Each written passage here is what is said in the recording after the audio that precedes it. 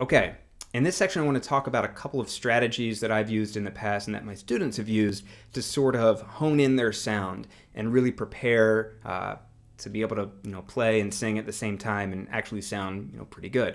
One of the things is recording yourself, and you can do this either audio recordings or you can do video recordings. Some of the audio recording techniques that I use, you can use little voice memo apps that are on your phone. You can download audio recording software.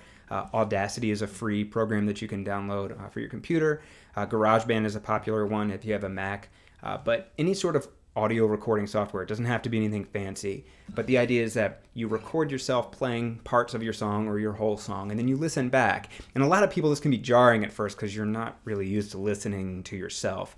But it's a good sort of way to kind of get a feel for what things kind of sound like. And you can identify spots that you might be a little bit weak in that you can go back and actually start to work on.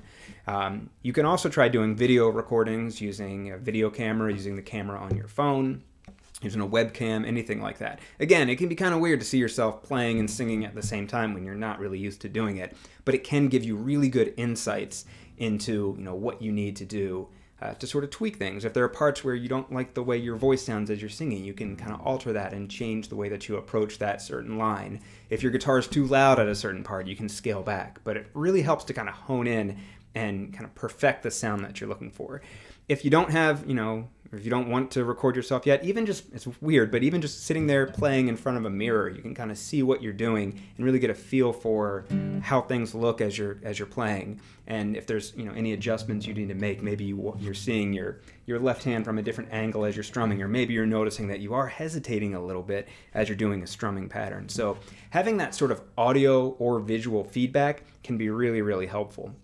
And the last thing, sometimes it helps to have some kind of motivation in order to really get your song down. It's one thing to kind of go through these steps, but it's another thing to actually have a goal. So something like having an open mic night to perform, or even trying to get your own gigs if you think you're ready for that.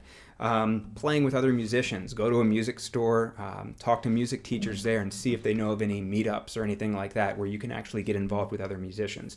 A lot of times, and probably most of the time, you're going to find a welcoming kind of environment. I know it can be kind of daunting at first, but most people want to help you. They want you to get better, and they want to be able to play and perform with you.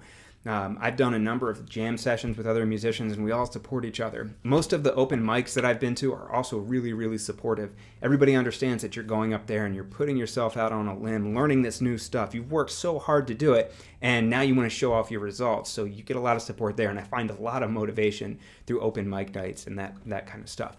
So really, really kind of push yourself. If you think you're ready for it, try to find that kind of motivation. If not, you can play in front of family and friends and see what they think. A lot of times I'm almost more nervous playing in front of people I know than I am in front of, crowds of strangers. It's just that sort of intimate thing can be kind of weird. But the idea, again, is that you're really sort of honing in on your craft at this point. You've got the basics down. Now it's to kind of take it to the next level and really, really start to work at it. And as always, if you have any questions, you can always reach out to me. You can always find me at severnriverguitar.com. But reach out, let me know how you're doing, and we can sort of fix anything that you're having trouble with. But hopefully this was really, really helpful. It was really fun for me. I hope that you really enjoyed this video series. So hope it worked out. I'll see you later.